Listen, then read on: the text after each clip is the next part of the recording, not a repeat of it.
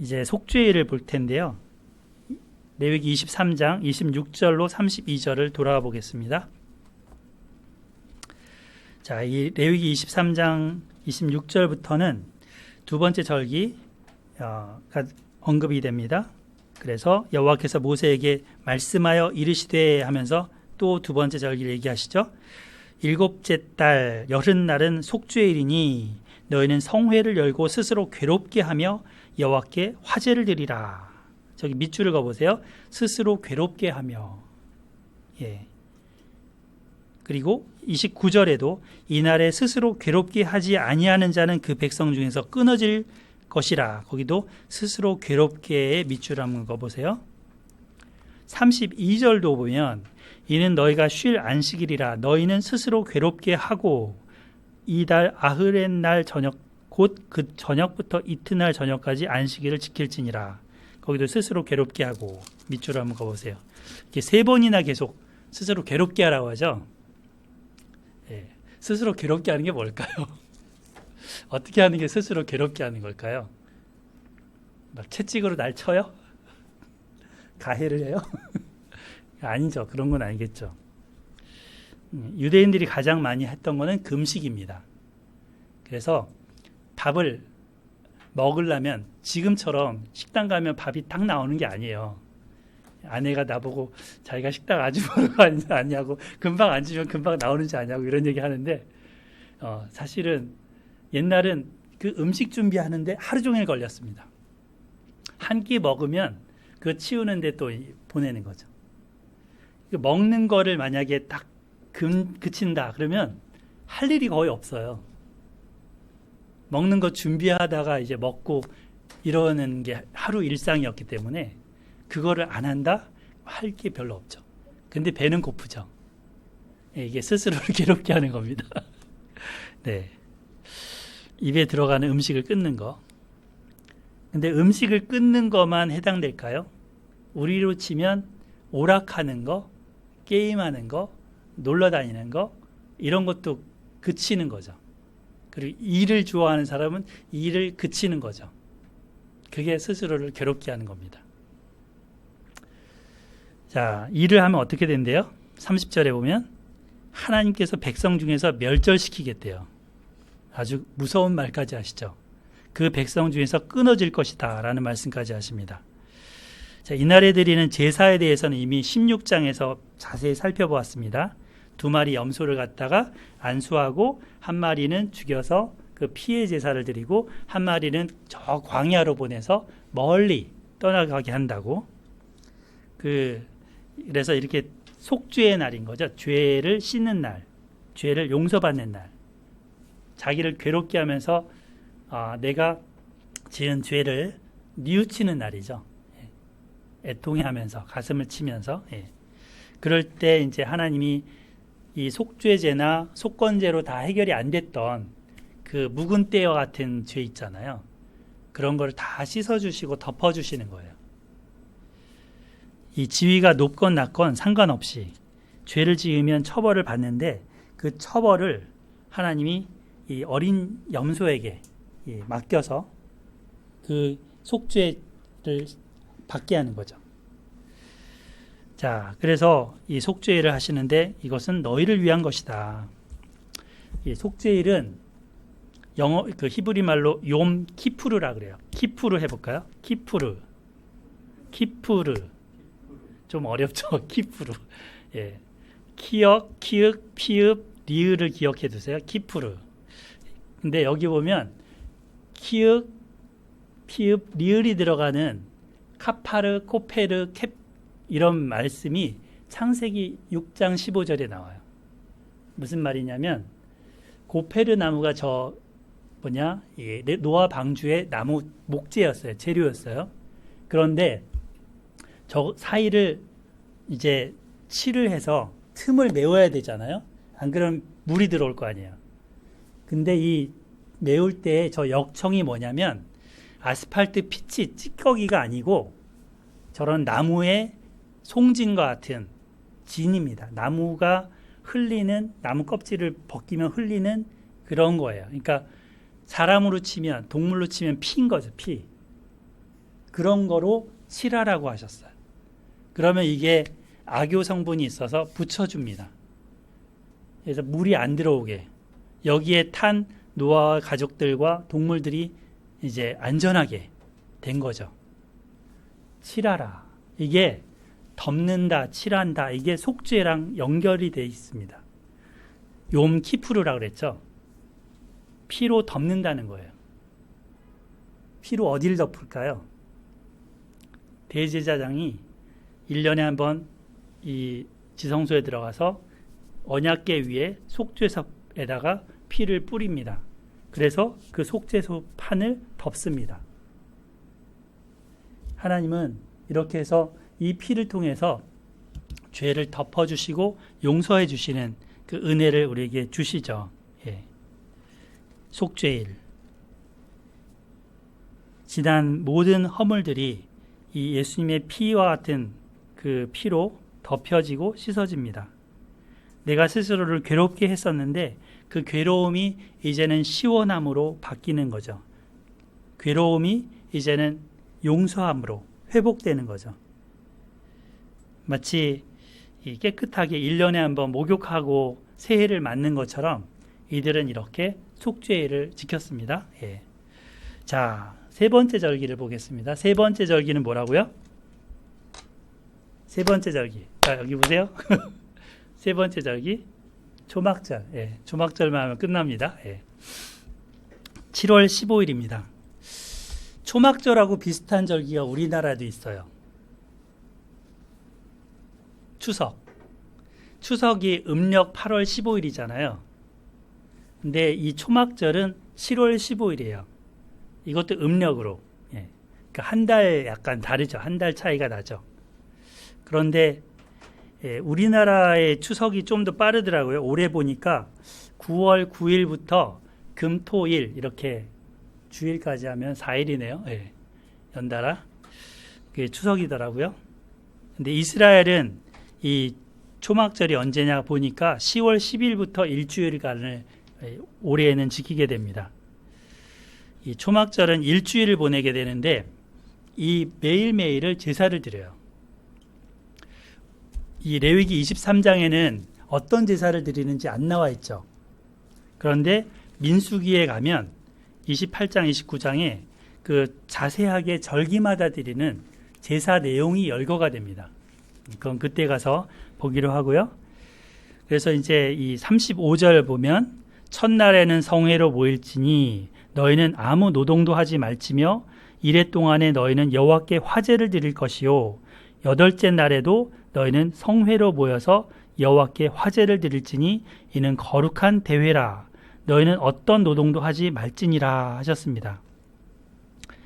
여기 그 어떤 노동도 하지 말고 안식하라라는 게 지금 39절에 가면 또 반복이 되죠. 예. 이레 동안 절기를 지키는데 첫날에도 안식하고 여덟째 날에도 안식하라. 예. 그러니까 양쪽 날이 끝의 날이 지금 다 휴일인 거죠. 예.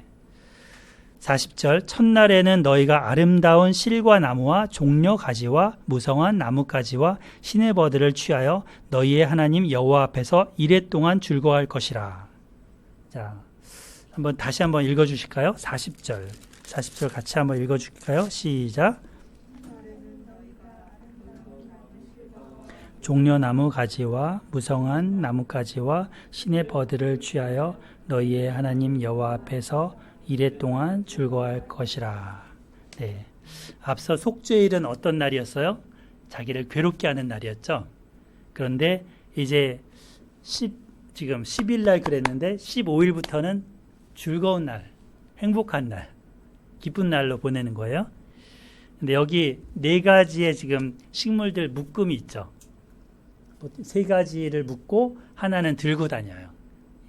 이렇게 기다란 막대에다가 저렇게 세 가지 가지를 엮은 거를 이쪽에 들고 오른쪽에는 열매 들고 이렇게 하면서 기도할 때도 이렇게 흔들더라고요. 예.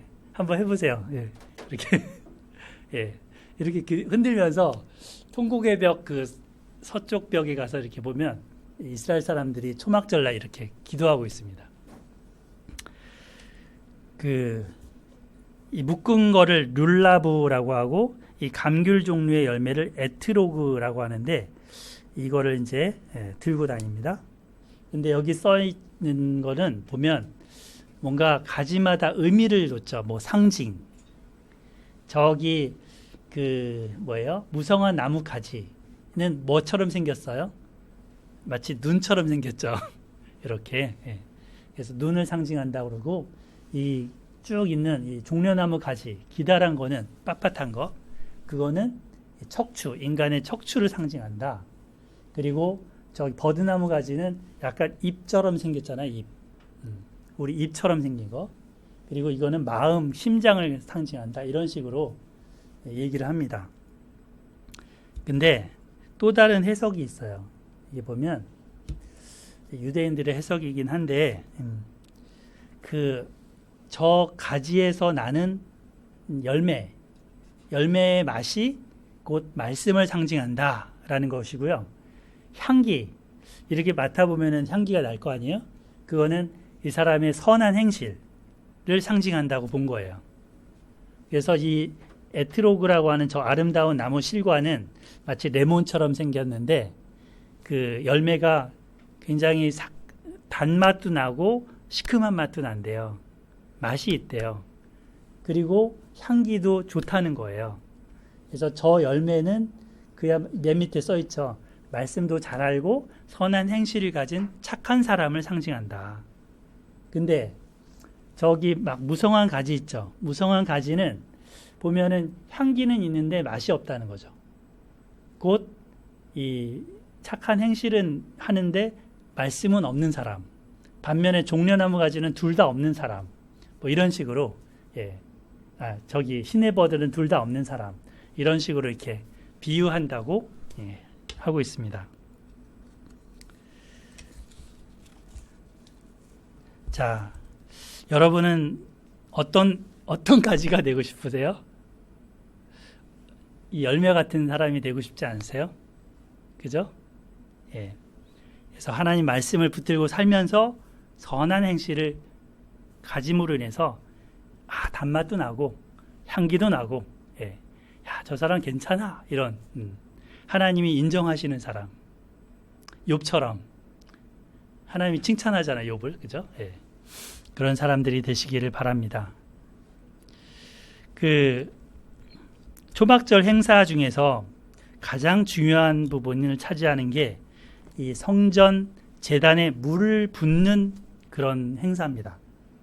이 물은 다윗 성에서 조금 내려가면 이제 기드론 골짜기에 있는 실로암이라는 못이 있는데 2013년에 제가 그 성지순례 갔을 때 눈을 뜨고 싶어 갖고 눈이 밝고 싶어서 저기 실로암에 가서 물로 막 이렇게 세수하고 뭐 이런 적도 있었는데 저기 실로암 못에 가서 저 제사장들이 그릇에다가 은그릇에다가 물을 떠요.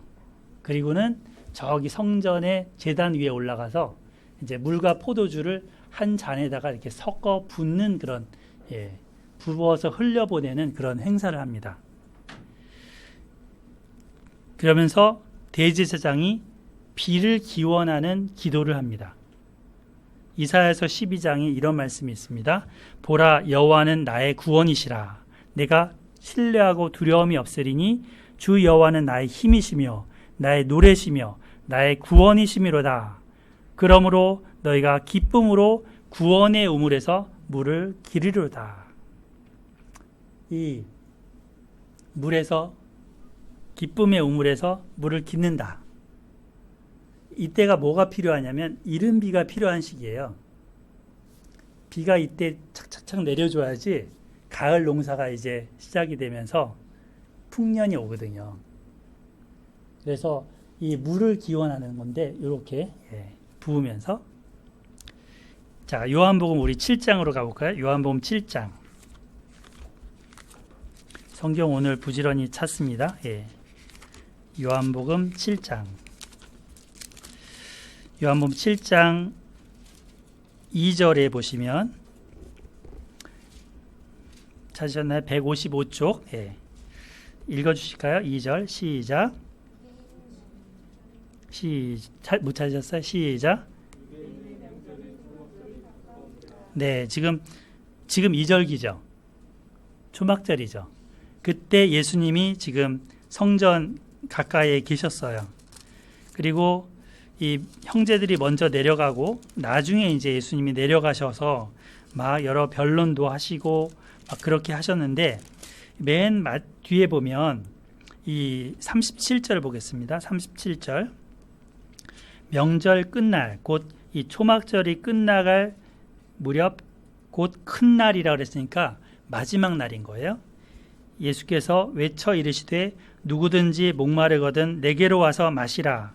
나를 믿는 자는 성경의 이름과 같이 그 배에서 생수의 강이 흘러나오리라 하셨습니다. 이거를 이제 사도 요한은 이렇게 해석을 했죠. 이는 그를 믿는 자들이 받을 성령을 가리켜 말씀하신 것이라. 그러니까 이 생수의 강은 곧 성령을 의미한다라고 해석을 해줬습니다. 우리 인생은 우리 목마른 인생이죠. 목말라서 그 목마름을 해결하려고 이것저것을 찾습니다. 그런데 성령을 받으면 그 목마름이 해소가 됩니다. 지하수로부터 콸콸 흘러나오는 그 맑은 약수처럼 이 물이 우리 안에 오셔서 채워주시는 거죠. 성령이 있으면 뭐도 있겠어요? 악령도 있겠죠. 성령이 있으면 악령도 있을 거 아니에요. 예. 하나님의 말씀에 근거한 바른 영을 받지 않으면 악령을 받습니다. 이 악령도 힘이 있어요. 그래서 악령이라도 받으려고 내린굿을 하고 멀쩡히 살아있는 소에 마취 주사를 놓고는 속껍질을 쫙 벗겨갖고 악한 영에게 산 제사를 드리고 악령의 힘을 빌려서라도 권세 하나 얻으려고 그렇게 비는 사람이 오늘날도 있습니다. 조심해야 되는데, 그죠? 하나님의 말씀에 기초한 바른 영, 그 성령을 우리는 받아야 됩니다. 성경에는 예수님의 이른 말이 영이요 생명이라 하셨습니다. 그래서 우리가 하나님의 말씀을 받고 붙들면 이 악령도 물리칠 수 있습니다. 또한 우리는 성령을 받음으로 목마름을 받고자 이곳저곳 찾아다니지 않아도 됩니다. 이번 주에 우리 예진자매님이랑 사마리아 여행하면서 이 목마른 얘기를 심도 있게 다뤘었는데, 젊은 시절 굉장히 저 자신이 목마름을 해결하려고 사람에게서 인정과 사랑을 구하려고 애썼던 얘기도 했었습니다. 그런데 주님이 채워주시는 거죠. 그 목마름을. 그 예수님께 가면 이 목마름이 해결된다 그랬고, 사마리아 수가성 여인도 남편을 통해서 그 목마름 해결받고자 했지만 해결이 안 됐잖아요. 그러나 예수님을 만나서 생수를 얻었습니다. 여러분, 목마름을 해결하려고 이 사람 저 사람 또 이것저것을 찾아서 해결하고자 했다면 이제는 예수님께로 가시기 바랍니다. 예수님은 여러분에게 영원히 목마르지 않을 생수를 주실 분이십니다. 초막절 물 깃는 그 행사가 이 예수님이 주실 성령의 생수를 미리 보여준 그런 거잖아요. 근데 이 사람들은 옆에 그 주시는 분이 있는데도 모르고 그 행사만 하는 거예요. 종교적인 행사만 하는 거예요. 그러니까 예수님이 답답해서 외치는 거죠. 누구든지 목마르거든 내게로 와서 마시라. 이렇게 예수님으로 인해서 그 물을 마심으로 참된 만족을 누리시기를 바라고 축복합니다. 아멘. 자, 한편 이제 레위기 23장으로 돌아와 보시면 42절에 23장 42절 이레 동안 초막에 거주하되 하면서 나오는데 43절에 보면 애굽 땅에서 인도하여 내던 때에 초막에서 거주했다라는 말씀을 하십니다. 그죠? 이 하나님께서 이스라엘 백성들을 애굽에서 인도하셨을 때 초막에서 거주했다. 이 초막절을 뭐라고 하냐면 그래서 영어로 왼쪽에 써 있는데 수코트라고 써 있죠. 예, 수코트. 한글로 하면 숫꽃이에요. 숫꽃. 숫꽃. 근데 이 출애굽기 12장 37절에 보면 이스라엘 백성들이 라암셋을 떠나서 처음 출발을 해서 라암셋을 떠나서 숫곳에 이르렀다라고 나오죠. 그때 사람의 장정이 60만 명이었다라고 하면서 이제 숫곳을 떠나서 에담으로 옮겨가는 이런 얘기들이 나옵니다. 아마도 이때 그냥 이런 맨 텐트가 아니고 이런 풀로 지붕을 엮은 그런 텐트를 여기서 했다고 봅니다. 그래서 우리 주보 일면에 여기 있는 것처럼 이렇게 있는데 위에 뭐가 있어요? 풀들이 막 있죠. 엮여 있죠. 이런 그 텐트를 치고 있었던 거예요. 거기서 살았던 거예요. 잠시. 그래서 이 이름을 나중에 이제 붙인 거죠. 그곳 이름을. 숫곳이라고. 근데 숫곳이 여기 한 곳만 있는 게 아니에요. 오른쪽에 보면 창세기 33장에 보면 야곱이 형 에서를 만나고 헤어진 다음에 이제 숫곳에 이르러서 자기 집을 짓고 그 가축을 위해서 우릿간을 짓고 이름을 숫곳이라고 불렀습니다. 그러니까 거기도 이제 초막 같은 거를 지은 거죠. 일종의. 그래서 이 시기를 기억하도록 하나님이 이 초막절을 정해 놓으신 것입니다. 이 초막절, 그래서 이집트를 탈출해서 하나님의 인도함을 받아갖고 초막을 짓고 그곳을 이제 기렸던 건데, 이 하나님이 그 인도하심, 보호하심, 그리고 새로운 여정의 출발, 이런 상징으로 삼게 한 거죠. 초막절. 새로 지금 광야길이 어떻게 펼쳐질지 모르잖아요. 어떤 일이 생길지 모르잖아요. 그러니까 불안하고 한편엔 설레죠. 그런 이스라엘이 이제 한 공동체가 돼서 새로운 땅을 향해서, 가나안 땅을 향해서 여정을 시작하게 되는데, 그때가 지금 초막절이었던 거예요. 초막. 자, 일주일을 보내면서 그때의 시절을 기억합니다. 함께 음식을 나누어 먹으면서 함께 즐거운 축제를 보냅니다. 농사를 지어서 거두었기 때문에 창고에는 이제 저장해놔서 먹을 게 든든하게 생기게 됐습니다. 마음도 넉넉해졌습니다. 그래서 이 절기를 다른 이름으로는 수장절이라고도 하죠. 초막절, 장막절, 장막 똑같은 거예요. 초막절, 장막절, 수장절 다 같은 절기 이름입니다. 자, 그래서 인생의 이런 그 시기를 보낼 때 이 초막절을 보내는데, 이때 읽는 성경이 있습니다. 이때 읽는 성경. 전도서를 읽습니다. 전도서. 왜 전도서를 읽을까요? 하고 많은 성경책이 많은데. 전도서. 인생의 황금기, 청년기를 보낼 때 이 전도서를 읽으면서 나이 든 후에 헛되다, 허무하다, 그런 고백하지 말라고 전도서는 말하잖아요. 그러니까 너희가 지금 풍족하게 추수를 하고 수확을 했지만 하나님의 심판하실 날이 있다라는 것을 기억하라는 거죠. 그래서 전도서를 읽습니다. 자, 그리고 이제 초막절에 초막절, 이스라엘 가면 저렇게 다양한 초막들을 지어요. 네.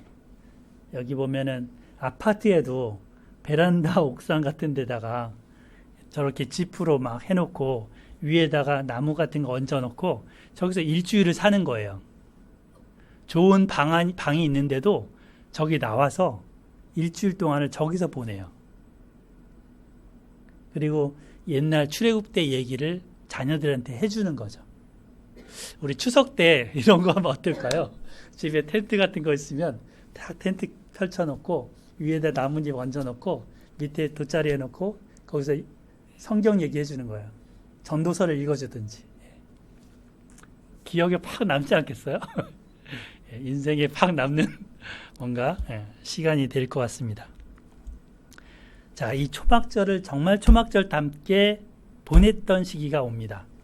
그게 느헤미야 에스라 공동체가 했던 것입니다. 자, 한번 볼게요. 느헤미야 8장 1절입니다. 느헤미야 8장 1절.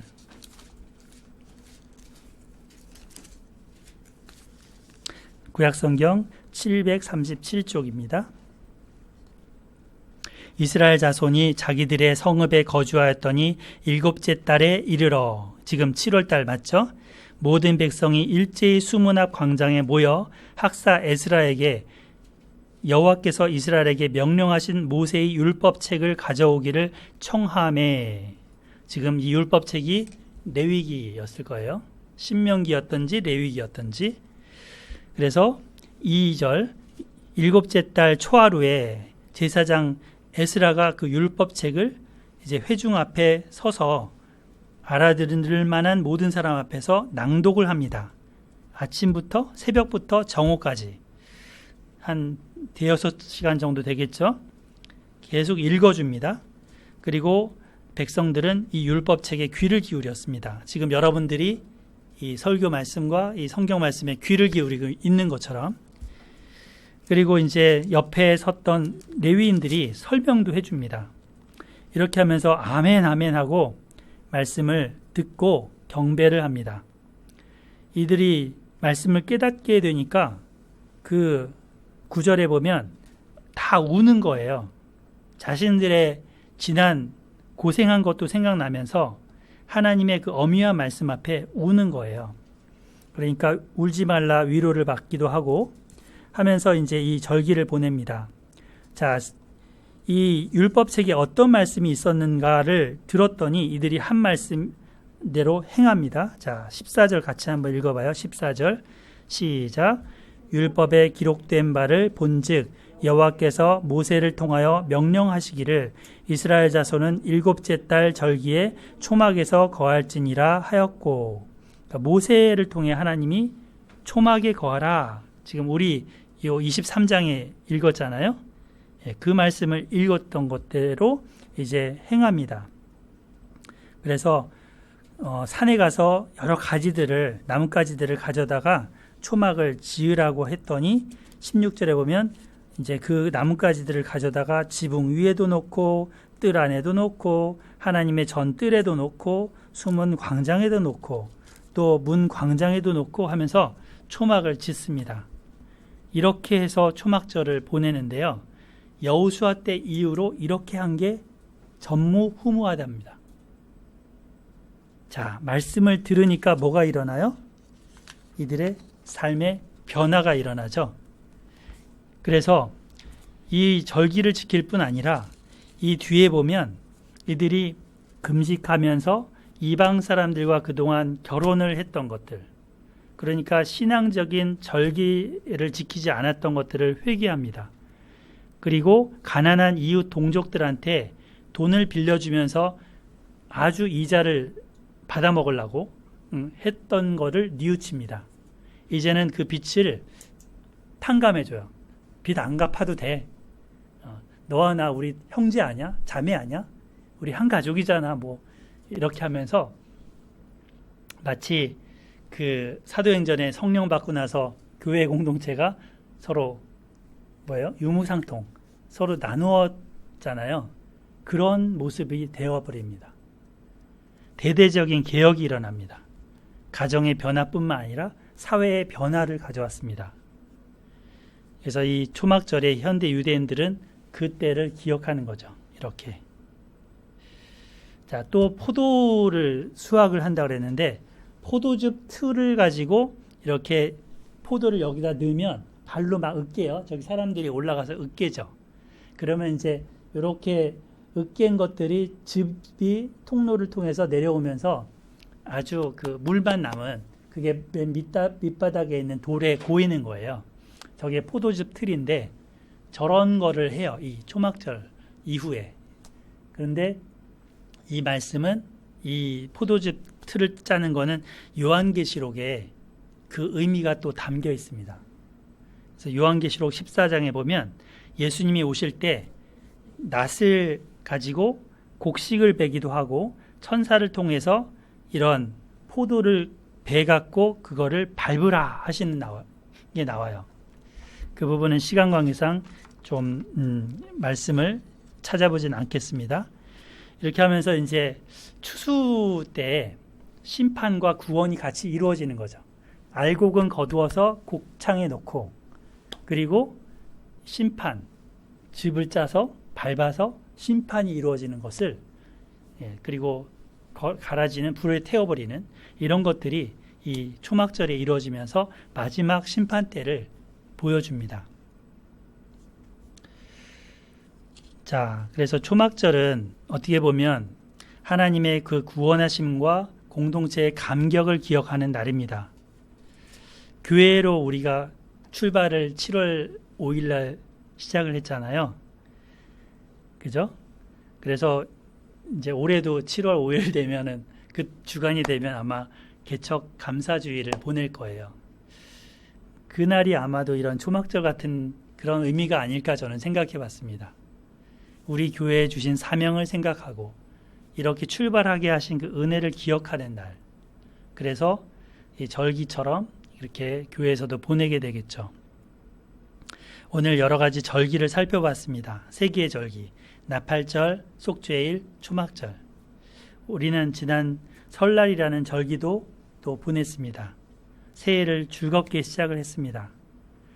올 2022년 1월 1일 하나님을 가까이 하라, 그리하면 너희를 가까이 하시리라 말씀으로 한 해를 시작했었는데, 하나님의 덕담을 들으면서 시작했었는데 이 말씀대로 살아가고 있나요? 하나님을 가까이 하고 계신가요?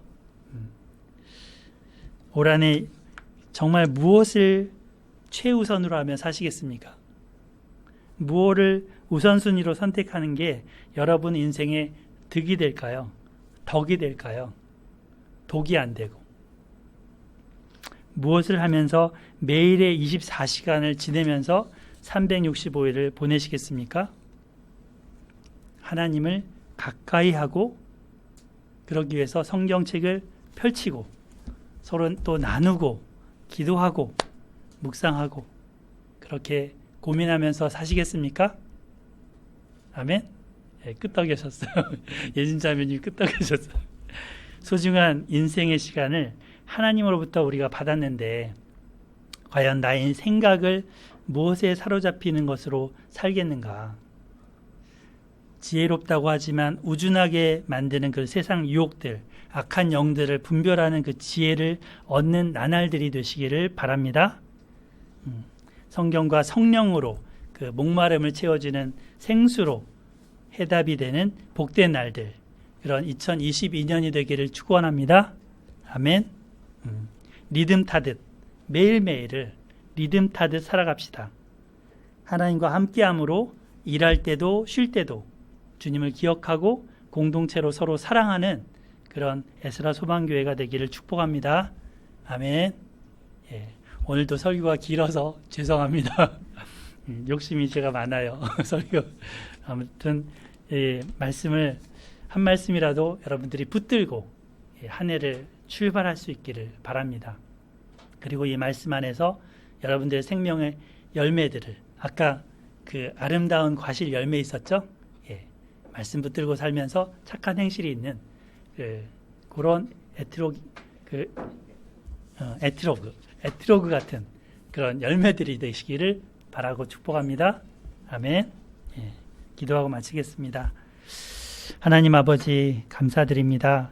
우리 사랑하는 성도님들과 우리 성경 말씀을 같이 묵상하고 깨닫고 또 하나님 말씀대로 살고자 결단하는 시간을 갖습니다. 주님, 우리들의 의지는 약합니다. 그러나 나팔 불 때 주님이 우리를 기억하신다 하셨사오니 주님, 우리를 기억하여 주시옵소서. 그리고 하나님, 초실절의 그 에트로그 열매처럼 하나님 말씀에 또 가득 채워져 있고 향기도 나고 맛도 나는 그런 아름다운 결실을 맺는 삶이 되게 하여 주시옵소서. 주님, 우리의 의지로 우리의 힘으로 할 수 없습니다. 성령님 오셔서 도와주시옵소서.